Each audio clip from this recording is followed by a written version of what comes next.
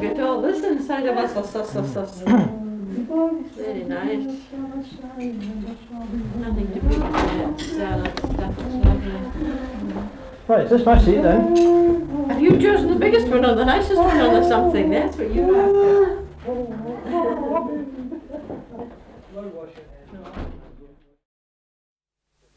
That somebody, a child, had drawn a drawing of Apollo 11 and had written underneath it, "Good luck, Apollo 11. We understand this morning that many more people have written messages in the sand to the astronauts who now sit on top of this huge, controlled explosion high above the ground here at Cape Kennedy. If this did, for any reason, disintegrate, we understand it could throw a 100-pound object more than 3.5 miles away. And all eyes looking upward as the computers and the seconds click away here like heartbeats. And let us think of those 3 men perched high atop, destined to be the first to land on the moon. They take with them this morning the good wishes and the admiration of a world of people. As man, a species born and who's lived all his life on Earth, moves with this journey out into the solar system, and so, presumably, begins with this journey his dispersal in other places out in the universe. Jules Verne wrote his story based only 140 miles away from here, and what he must think of this morning. This is Apollo Saturn Launch Control. We passed the 6-minute mark in our countdown for Apollo 11. Now 5 minutes, 52 seconds and counting. We're on time at the present time for our planned liftoff of 32 minutes past the hour. Spacecraft test conductor Skip Chauvin now has completed the status check of his personnel in the control room. All report they are go for the mission, and this has been reported to the test supervisor, Bill Schick. The test supervisor now going through some status checks. Launch operations manager Paul Donner reports go for launch. Launch director Rocco Petrone now gives a go with 5 minutes, 20 seconds and counting. Coming up shortly, that swing arm up at the spacecraft level will come back to its fully retracted position. This should occur at the 5-minute mark in the count. In the meantime, the lunar module telemetry has been powered down. We took a good look at Eagle, and it looks good. The spacecraft test conductor for the lunar module reported that Eagle was go. The swing arm now coming back to its fully retracted position as our countdown continues. T-minus 4 minutes, 50 seconds and counting. Skip Chauvin informing the astronauts that the swing arm now coming back. The astronauts will have a few more reports coming up in the countdown. The last business report will be from Neil Armstrong at the 45-second mark in the count when he gives the status on the final alignment of the stabilization and control system. We're now passing the 4-minute, 30-second mark in the countdown. Still go at this time.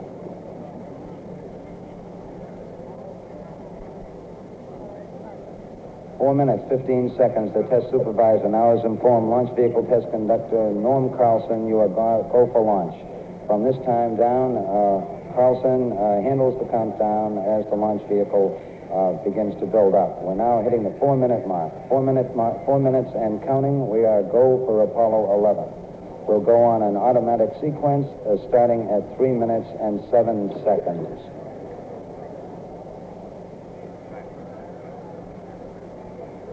3 minutes, 45 seconds and counting. And the final...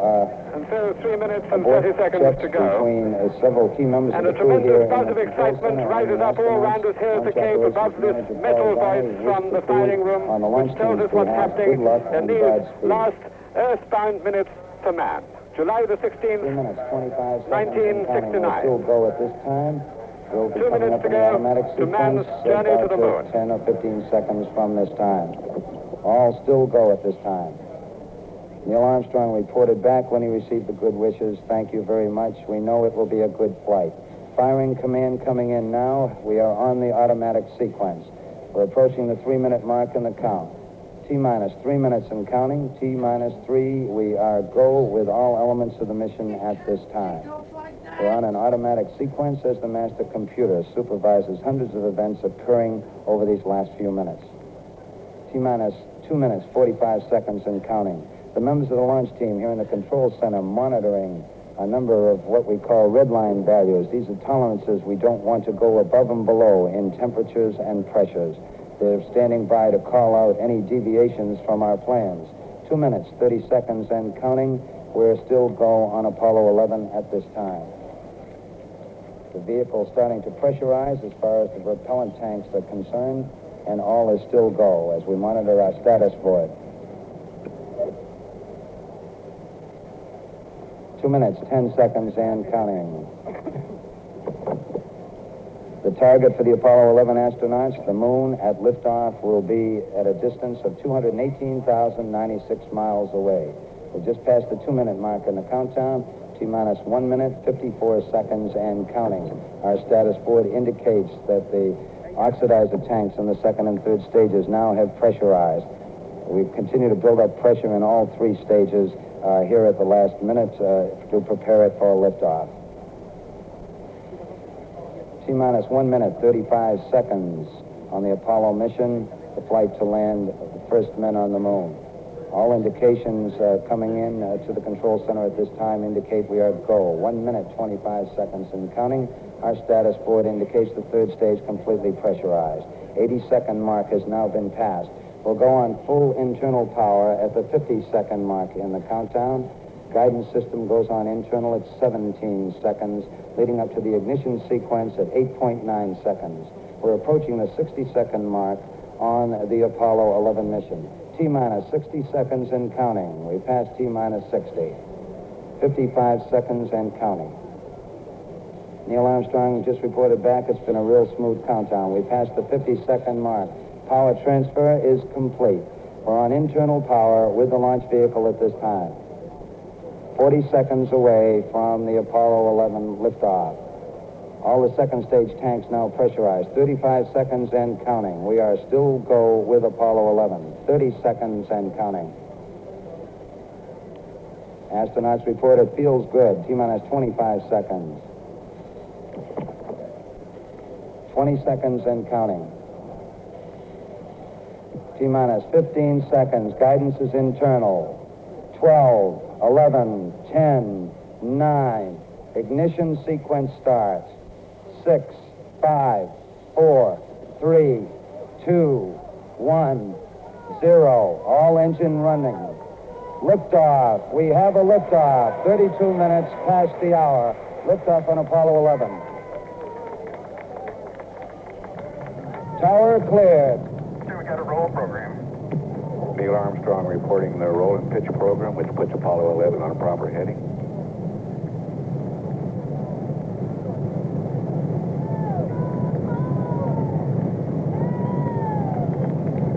Plus 30 seconds. Roll complete and a pitch program.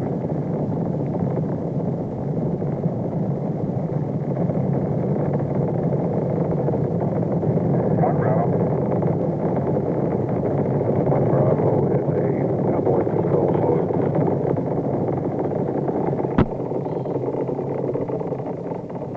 Altitude's 2 miles.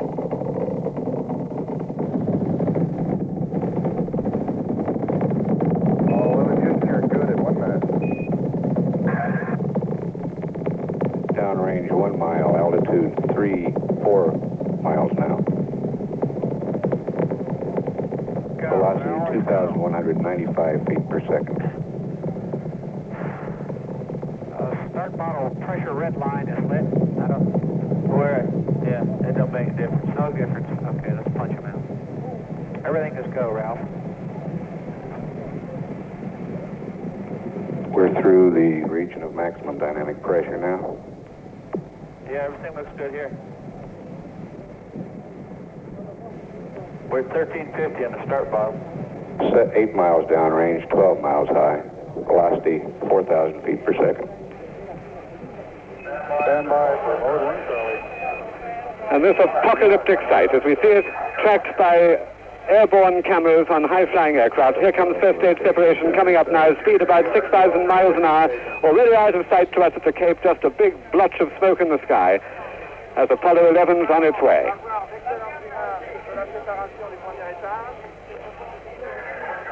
First stage goes. There goes first stage cut off. He's 36 miles high, 50 miles away, and doing over 6,000 miles an hour now. Next thing to watch for in about another 45 seconds, the jettisoning of the escape tower rocket, 60 miles up.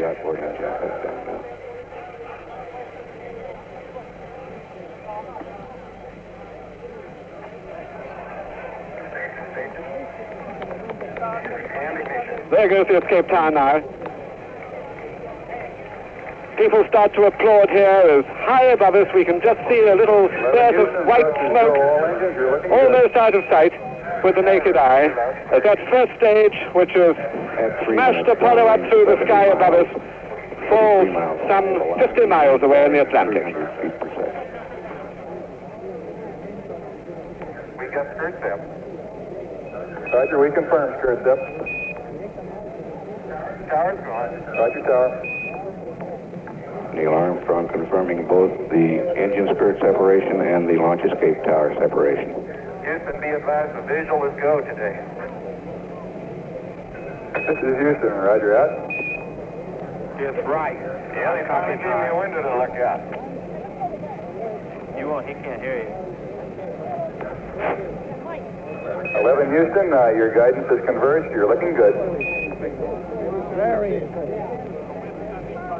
Downrange 140 miles, altitude 62 miles, velocity 10,300 feet per second. 11 Houston, you are go at 4 minutes. Roger.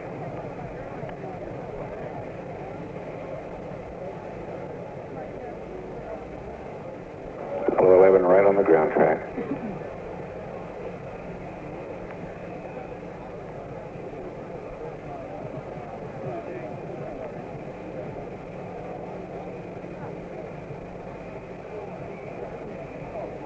.190 miles downrange now, 72 miles high, velocity 11,000 feet per second.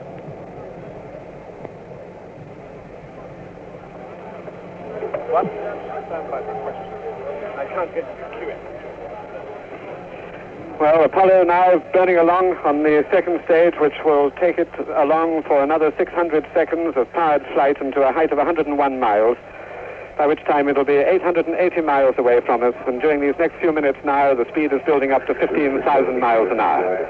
But at Cape Kennedy, all we're left with is a smoking pad and another successful launch. Although I thought this one this morning did show a moment of hesitancy there. I don't believe myself, and we will have to wait for a little longer to find out, that that was as good a launch as Apollo's 8 and 9. It did a little sidestep left and right there this morning before it cleared the tower. And anyway, he's well away, and as we keep hearing from Mission Control, they're looking good. Apollo 11 could now get into orbit using the S4B if necessary. Oh, thank you. You all are coming through beautifully, too.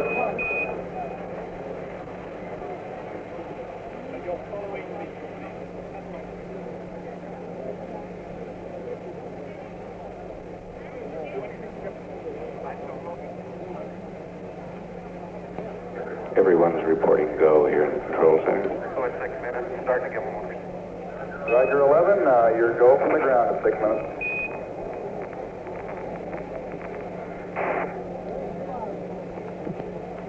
Find out what it is.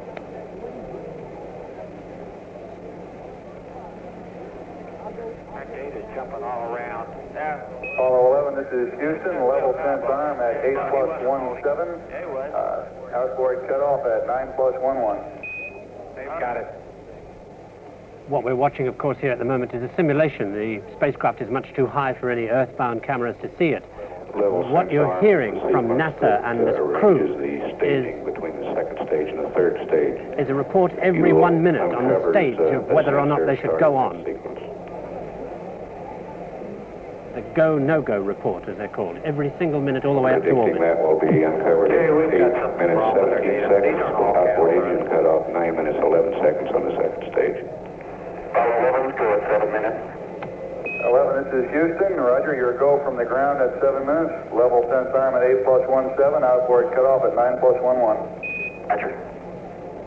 The times they're giving them there are the times at which the engines of this second stage will cut off. Velocity 17,358 feet per second.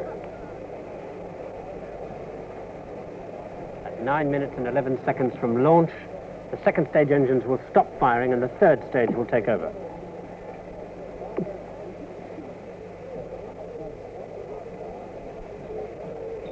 Apollo 11 still right down the ground track, still go at 7 minutes, 41 seconds. We'll miss the first of the burn. Roger, we confirm.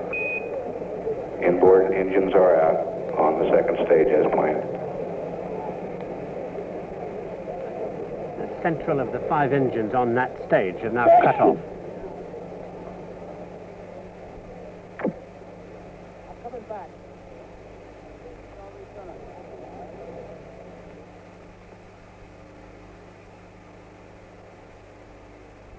Any moment now they'll go to what's called mode 4, which is the kind of abort that they would have to do if anything went wrong now. Go on all sorts. Houston, you are go at 8 minutes. I've just built the mixture ratio shift. Roger, we got PU shift down here too.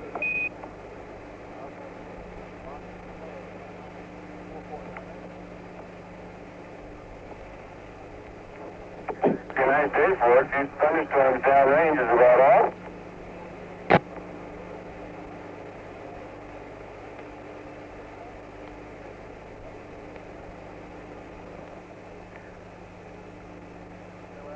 This is Houston. You are go for staging. Ralph, we're 10 seconds away from S4. Stand by for mode 4 capability.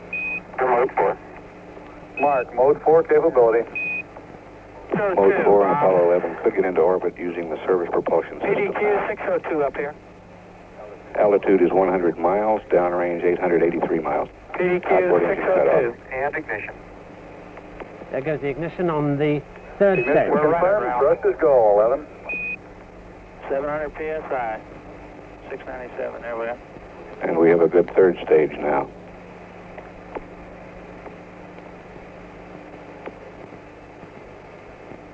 This is the final firing that takes them into orbit. Velocity 23,128 feet per second. Downrange 1,000 miles, altitude 101 miles. D1 is on number 5, if you know. Chuck. 718. Any second now they get the go, no-go for orbit. Apollo 11, this is Houston. At 10 minutes, you are go. Roger, 11, go. Captain Bruce McCandless giving the reports to the D1's on control line center. 5, Chuck.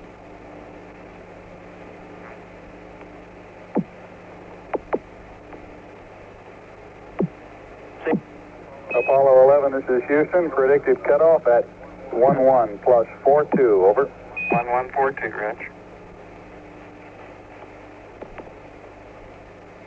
What that means... Downrange 1,175 miles. Velocity 24,190 feet per second. Altitude 102 nautical miles. All right. We'll go. All that talk you just heard now means that they will theoretically confirm that they are in orbit 11 minutes and 42 seconds after launch. Houston, you are go at 11. In 32 seconds from now.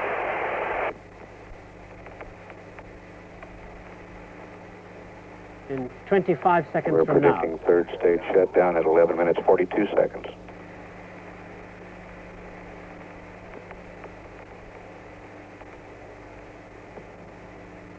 Velocity 25,254 feet per 10 second. seconds to go. Downrange 1,400 miles now. 5, Altitude 4, 3, 102.8 nautical miles. 1. They should now be in orbit. We should hear the confirmation. Shutdown. Shutdown right on time. 1.4 by 103.6. Roger, shut down, and we copy 101.4 by 103.6. And they're in orbit. 3 stages on that ride. It was beautiful. Roger, we copy. No transients at staging of any significance. Over. We shortened that time link there because during the 5 minutes and 20 seconds that that burn lasted. That's all they said, unlike the Apollo 10 astronauts who talked loudly and excitedly all the way through. This crew were dry and cool and extremely professional. Their next maneuver came 36 minutes later when they went in on the command and service module to dock with the lunar module. That maneuver took some time, and in the middle of that there were about 13 minutes of absolute silence with mission control saying almost plaintively, Apollo 11, do you read me? Over. Silence. This message was repeated, and finally they came back again very coolly saying maneuver completed. So all the people who said before they took off that this doesn't look like being a very communicative crew are, at least up until now, right. But there's a long and very exciting journey ahead of them, and perhaps they'll change. As we've come to expect, of course, yet again, everything in that maneuver went perfectly, except for one small fact, that Aldrin used a little bit too much fuel on going into dock. Now that is so unlike Aldrin that perhaps he's going to shed his coolness and get a little excited from now on.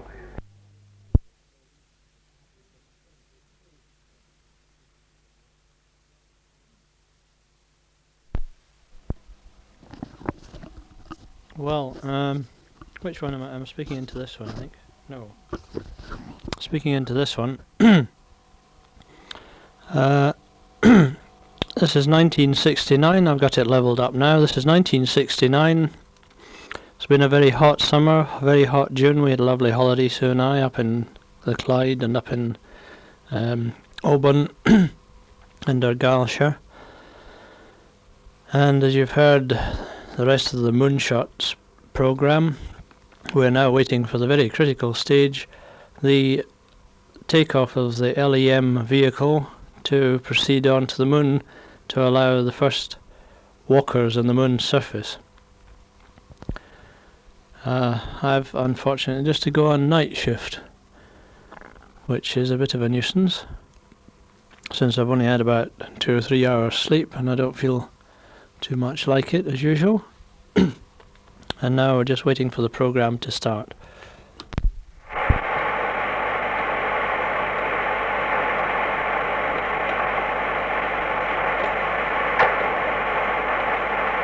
Mission control waiting tensely for the reply.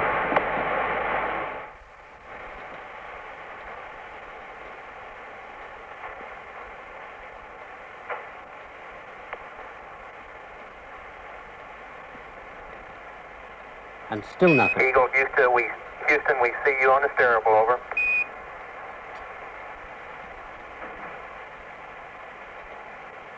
Roger, Eagle, undocked. Roger, how does it look? That's it, they're undocked. Roger, Eagle undocked. They have pulled away and they are now coming around the moon about 2 miles apart with the lunar module spinning slowly so that Mike Collins can inspect it and see what kind of condition it's in from the outside. Another bit of exciting news from Jodrell Bank News that Luna 15 is at this moment down only 20 miles above the surface of the moon, having dived from its previous orbit. Jodrell Bank say that the Russians have only got 3 hours to either keep it in that orbit and then bring it back out, or take it on down to land on the surface of the moon. So during these next hours, Apollo 11 will be going in for a landing, and Luna 15 will be down there with it. Now, with the news that the Apollo mission is still absolutely on target and the touchdown on the moon is now predicted at 17 minutes and 5 seconds past 9, we want now to look ahead to what the flight plan has in store for the 3 astronauts during the next few hours and then tomorrow morning. The final crucial stage of the journey to the moon begins with Armstrong and Aldrin suited up like this with the pressure helmet and the pressure gloves on, ready to fire the descent engine on the lunar module to pull away from the mother spacecraft and to curve down towards the sites, feet first. Down towards the landing site, 69 miles below, round on the other side of the moon at that time. They make that firing on the back side of the moon. Nearly an hour later, they open up the throttles again to slow their speed to 3,000 miles an hour, and then at 7 minutes to touchdown at 1,700 miles an hour, they begin the crucial final stage. They flip over to the vertical, and from there on down to 35,000 feet they're controlling manually. They're controlling the engines by hand. At 35,000 feet the landing radar locks on, and from that point on These three controls are absolutely crucial. This one tells them how many miles they're drifting to right or left, or up or down from their flight path. This one tells them in what position they are relative to their flight path, and this one tells them how fast they're dropping. All those facts absolutely vital to a safe landing. At 4.5 minutes to touchdown, they go through a point called the High Gate, 7,000 feet above the surface of the moon, and streaking across it at 350 miles an hour. At that point, the landing site is just about 3.5 miles straight ahead out through that window. At 1 minute to touchdown, they go through what's called the Low Gate, 500 feet up, and at that point, they begin the real deceleration. 30 seconds before touchdown, they are hovering, and at that point, they have a choice. They can look out and decide to go on down, or they can move their spacecraft rather like a helicopter to one side to choose a better looking landing site. But they've only got 2 minutes worth of fuel in order to do that maneuver. Whatever the decision, when they go for touchdown, they lower themselves until they're 5 feet above the surface. At that point, the landing probes on the leg of the lunar module touch the surface. 1 second later, the engines cut out and they drop the last 5 feet. During that drop, they're ready to hit that button there, because that's the one, if anything goes wrong at all, or if the landing just doesn't feel right, that's the button that will take them automatically back up to the mother spacecraft, blasted clear of the lower half of the lunar module. If all goes well, they touch down. The first thing they do is to go through a 2-hour checkout of all these systems to make sure that they can take off again when they want to. When they're satisfied that those instruments are going to work, then they eat, and then they settle down for a sleep. And if you think it's rather odd that they're expected to sleep easily, you're right. NASA has provided them with sleeping pills which they have to take. One of them sleeps over here, curled around the top half of the engine, and the other sleeps down here on the floor. And for 4.5 hours, the only thing that goes on working in this lunar module, as usual, is the computer.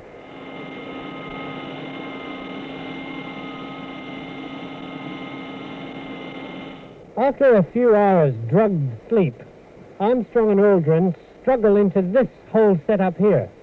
The visors for protection out on the lunar surface, the backpack here on the back that keeps them alive for up to 4 hours with oxygen and warmth, the lunar boots, the pressure gloves, the whole thing.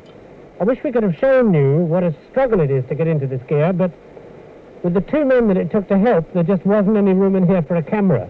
So you can see just how little room there is in this lunar module when you imagine 2 men like me entirely filling up this flight deck space. Once they are suited up and ready to go, they depressurize the lunar module completely by opening a hatch in the cabin door, and then they're ready to go. And getting out in itself is really quite something, because when Armstrong goes down there to make that dramatic exit, he does it in a very undramatic way. He does it feet first on his stomach.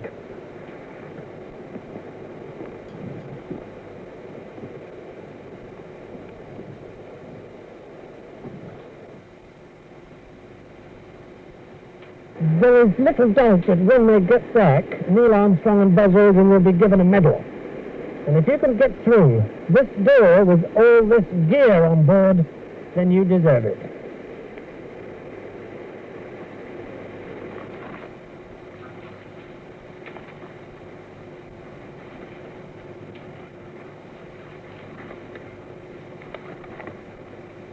Over there to Charlton and to Mission Control at Houston, where the tension is really building up during this final orbit before they get on with the landing.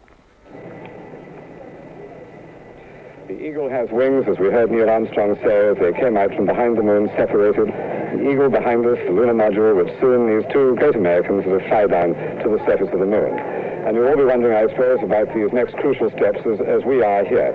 We can't give you any more information about whether the astronauts are likely to walk earlier on the moon than expected. This morning I saw General Sam Phillips, the director of the Apollo program, and he said that the possibility is one that he doesn't really concede. He thinks that they will try very hard to stick to their original plan, which means that they should walk on time according to the flight plan.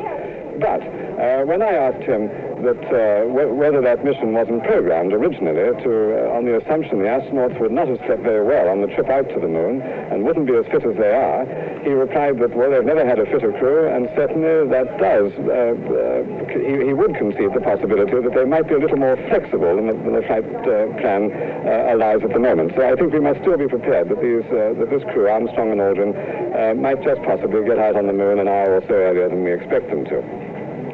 Here at Houston, it's all very relaxed, despite the obvious tension that I'm sure these flight control crews that you've been watching in mission control feel. But they give every feeling of confidence when they talk to you. And the expectation grows in all of us that the Americans really are going to pull this off here today and pull it off in the way that they predicted many, many years ago. There's been no reaction here to the reports from Jodrell Bank about the Russian satellites. Obviously here they've all got their hands full and time only for their own mission. In Houston itself, it's a sweltering hot day, this great day for the Americans and for all of us. The streets are starting to empty of people. Doubtless they're all going off home to watch their television sets. It's Sunday, of course, as it is with you at home. We're told the President is holding a church service this morning in the White House for the astronauts. Frank Borman, the Apollo 8 commander, is still in there pitching as the flight controllers told the Apollo 8 crew this morning, and he is in his own church here in Houston is reading the passage from the book of Genesis that he read on Apollo 8's great voyage round the moon in December of last year. And so we all get set. I'm just going back through this door in a few moments into mission control as we wait now the final moments of the man landing on the moon. And from Houston, from mission control at Houston, back now to Jim Burke in London. Thank you, Michael Charlton. And on our line between the Houston and the crew, we hear that everything is still going perfectly up there. One reminder, that television camera that will be locked in there in the mesa, in the toolbox, will be a black and white camera, and as you saw, it will bring us pictures live from the moon at a distance of only about 5 feet from Armstrong as he goes down the ladder.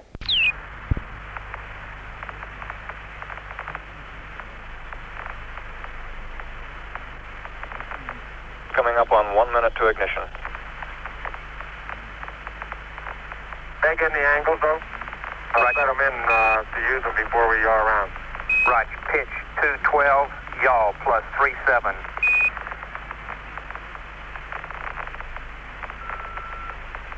Copy.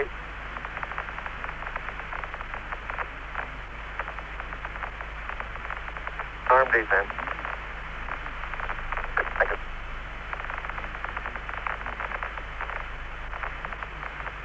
Number.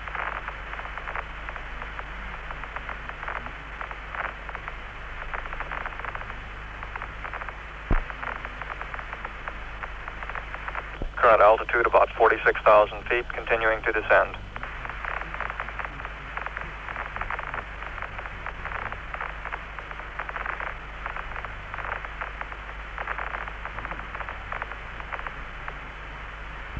Lights on.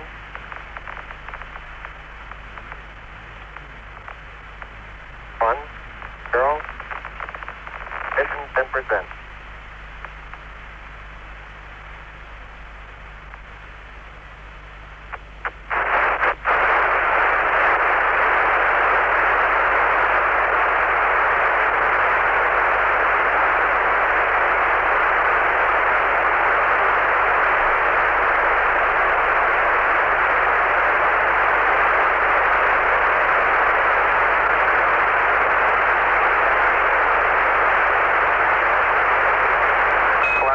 We've lost. Tell them to go aft on me, over.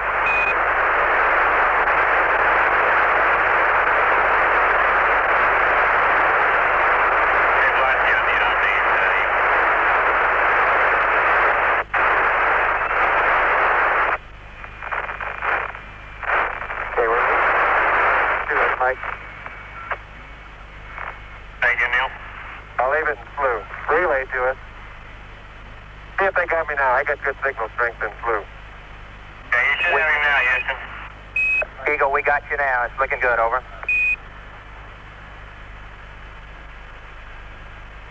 Eagle, that looks good. Eagle, Houston, everything's looking good here, over.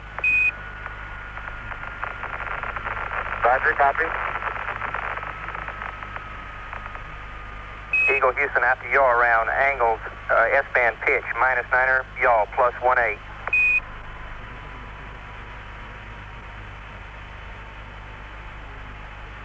Copy.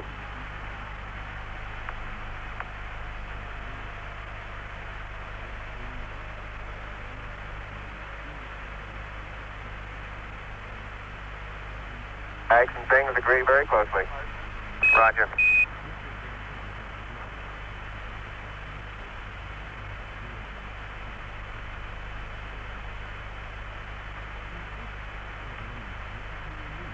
Bait on.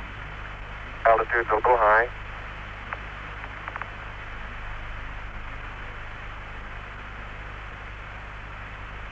Two minutes, 20 seconds, everything looking good. We show altitude about 47,000 feet. Yeah. Boom.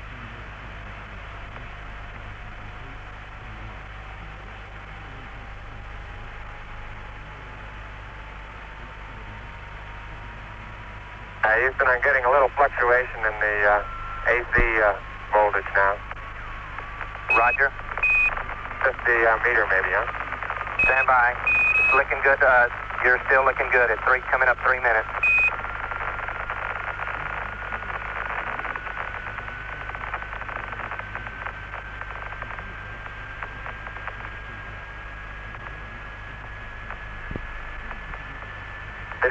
Looks real good. Hold it. Right on. Our position check downrange show us to be a little off. Roger, copy. Action's going about 2 seconds greater rate.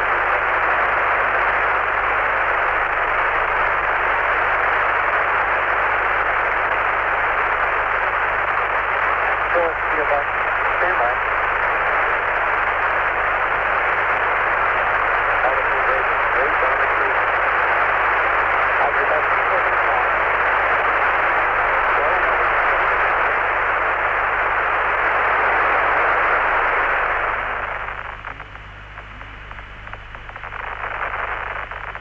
I think it's going to drop.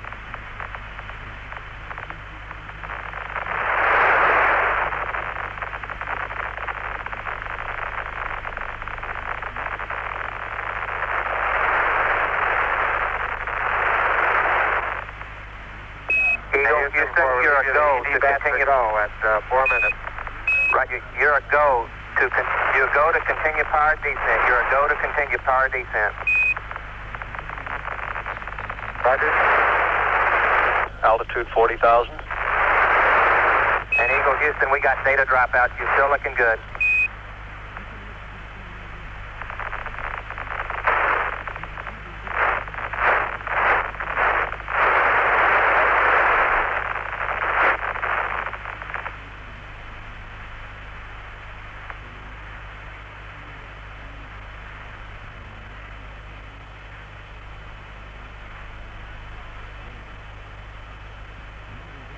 Okay, we got good lock on. Altitude lights out. LH is minus 2,900. Roger, we copy. At the Earth, right out our front window. Houston, you're looking at our Delta H. That's affirmative. Program alarm. It's looking good to us, over. 1202. 1202. Good radar data. Altitude now 33,500 feet.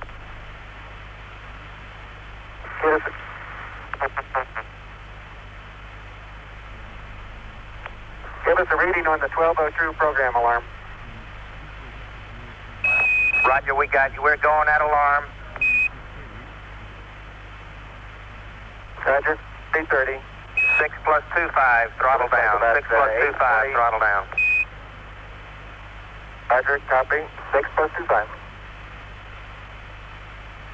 We're still go. Altitude 27,000 feet. Same alarm, and it appears to come up when we have a 1668 up. Roger, copy. Eagle, Houston, we'll monitor your Delta H. Beautifully. Delta H is looking good now. Roger, Delta H is looking good to us. Throttle on time. Roger, copy, throttle down. Throttle down. Better in the simulator. Roger.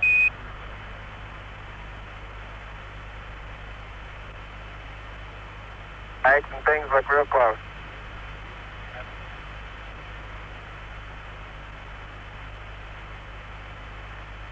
Altitude now 21,000 feet, still looking very good.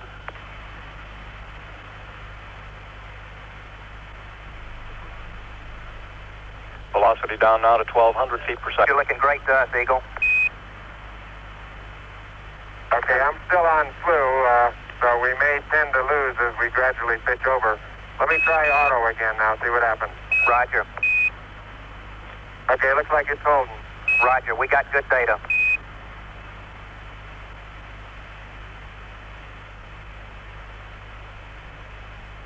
Seven minutes, 30 seconds into the burn. Altitude 16,300 feet.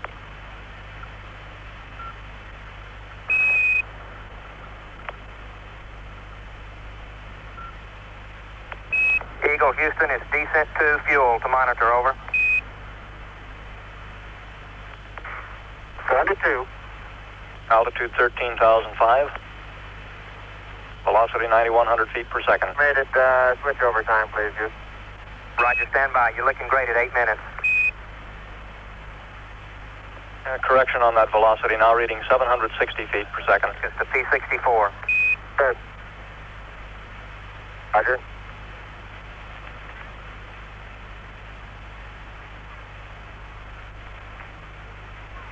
Fido says we're go, altitude 9,200 feet. 8:30, you're looking great.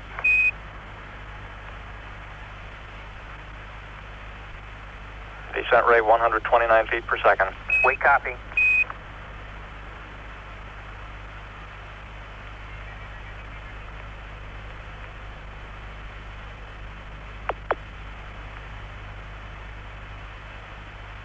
Eagle, you're looking great. Coming up 9 minutes. We're now in the approach phase, everything looking good. Altitude 5,200 feet. Manual attitude control is good. Roger, copy. Altitude 4,200. Houston, you're a go for landing, over. Roger, understand. Go for landing. 3,000 feet. Copy. Alarm. 1201. 1201. Roger, 1201 alarm. We're go. Same type. We're go. 2,000 feet. 2,000 feet. Into the ag. 47 degrees. Roger. 47 degrees. Eagle looking great. You're go. Altitude 1,600. 1,400 feet, still looking very good. Roger, 1202. We copy it. 35 degrees. 35 degrees. 750. Coming down to 23. 700 feet, 21 down. 33 degrees. 100 feet down at 19. 540 feet down at 30. Down at 15.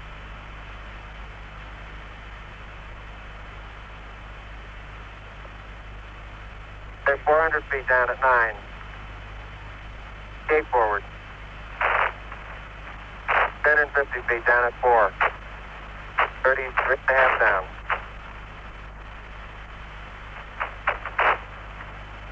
They're pegged on horizontal velocity. 300 feet down, 3.5. 47 forward. Put up. On 1.5 down. 70.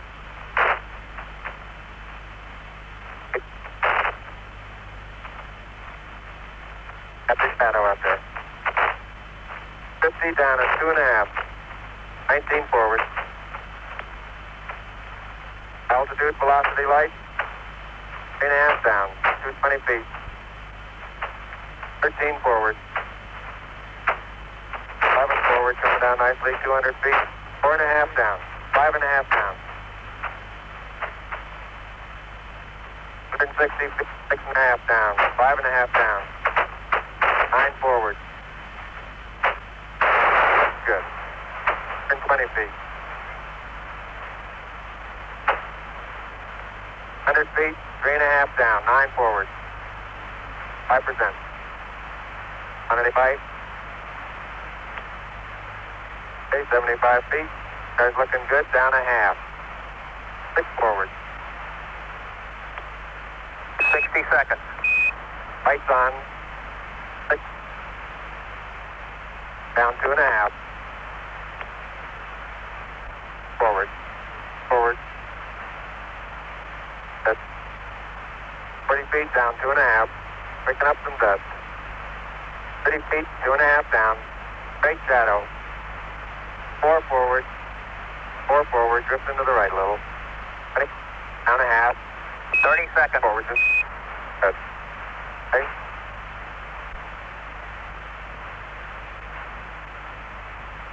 Contact light. Okay, engine stop. ACA at a descent. Mode control both auto. Descent engine command override off. Engine arm off. 413 is in. We copy you down, Eagle. Houston, Tranquility Base here. The Eagle has landed. Roger, Tranquility. We copy you on the ground. You got a bunch of guys about to turn blue. We're breathing again. Thanks a lot. Thank you.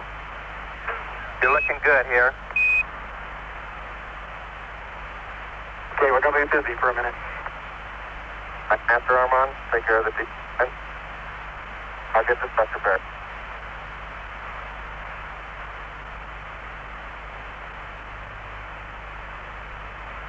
Very smooth touchdown.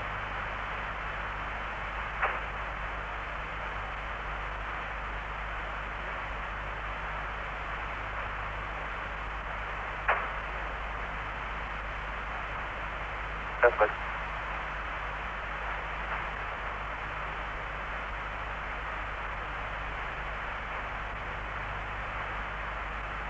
Okay, it looks like we're bending the oxidizer now.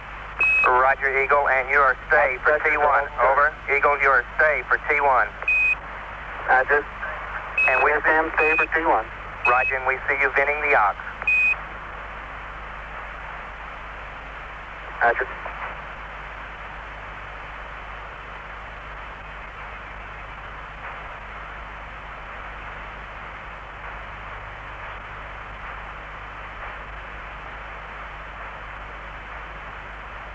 Radar circuit breaker.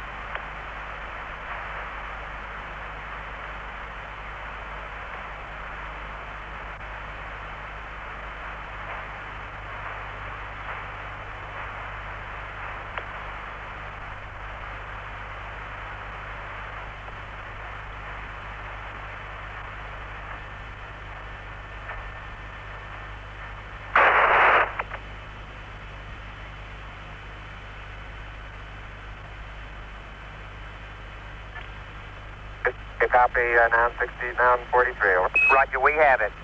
Yes, sir, I read Columbia on the high game. Roger, we ring you 5 by Columbia. He has landed Tranquility Base. Eagle is at Tranquility, over. Yeah, I heard the whole thing. Well, good show. Fantastic. Stop reset.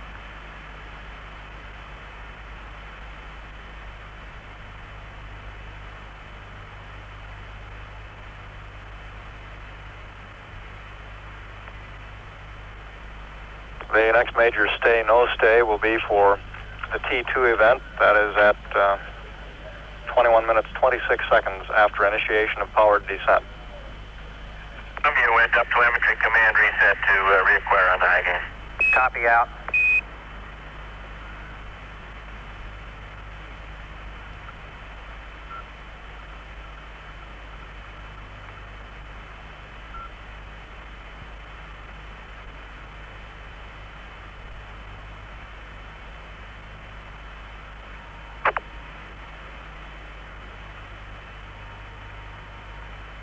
We have an unofficial time for that touchdown of 102 hours, 45 minutes, 42 seconds, and we will update that.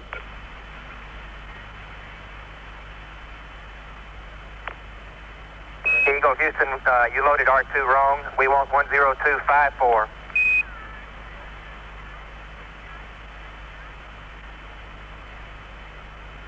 Roger.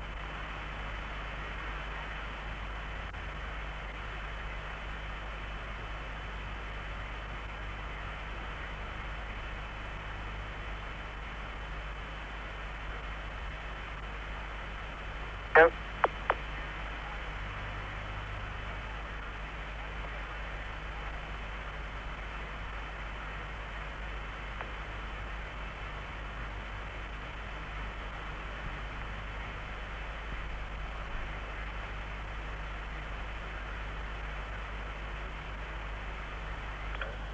That's V horizontal 5515.2. That's affirmative.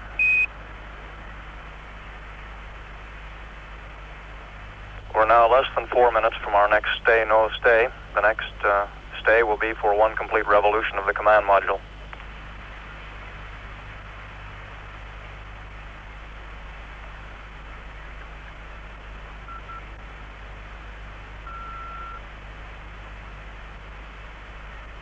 Mike,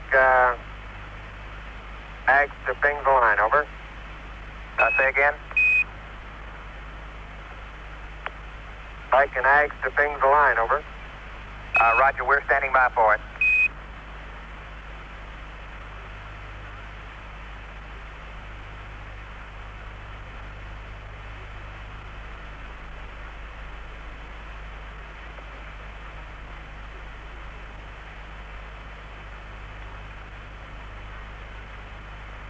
One of the first things that Armstrong and Aldrin will do after getting their next stay, no stay, will be to remove their helmet and gloves. Helmet quantity, up drop.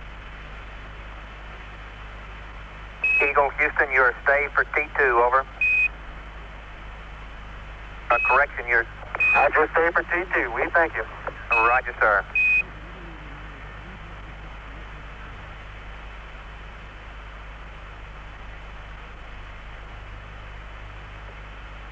That stay for another 2 minutes plus. The next stay, no stay, will be for one revolution.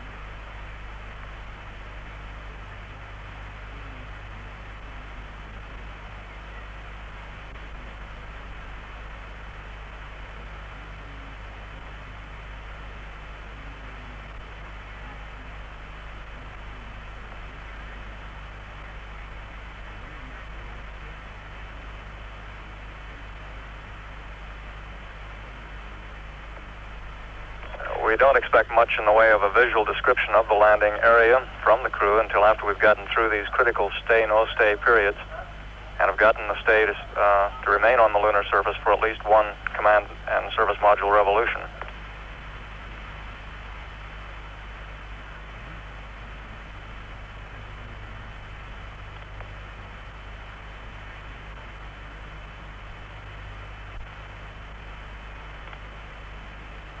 All spacecraft systems continue to look very good to us here on the ground. Tranquility Base, Houston, we recommend you exit T12, over.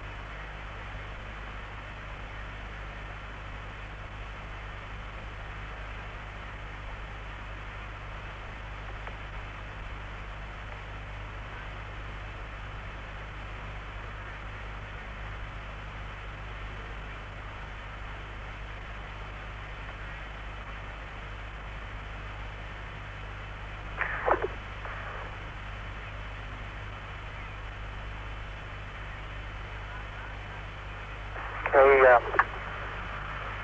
Houston, that may have seemed like a very long final phase. The auto-targeting was taking us right into a football field-sized crater with a large number of big boulders and rocks for about 1 or 2 crater diameters around it. And it required us gun in P-66 and flying manually over the rock field to find a reasonably good area. Roger, Columbia, I have a LOS and AOS time for you this pass with mid-sent. LOS 109er plus 21 plus 12. AOS coming around the corner 110-07-35. Over.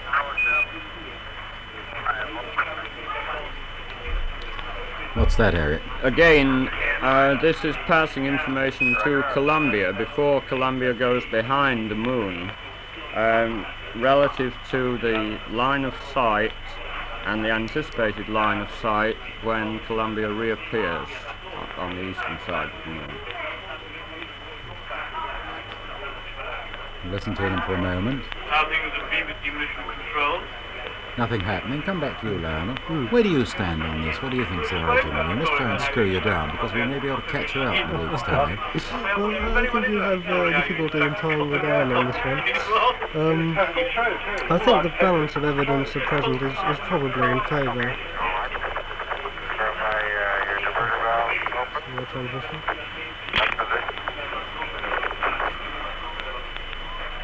NASA again, but unfortunately with breakout.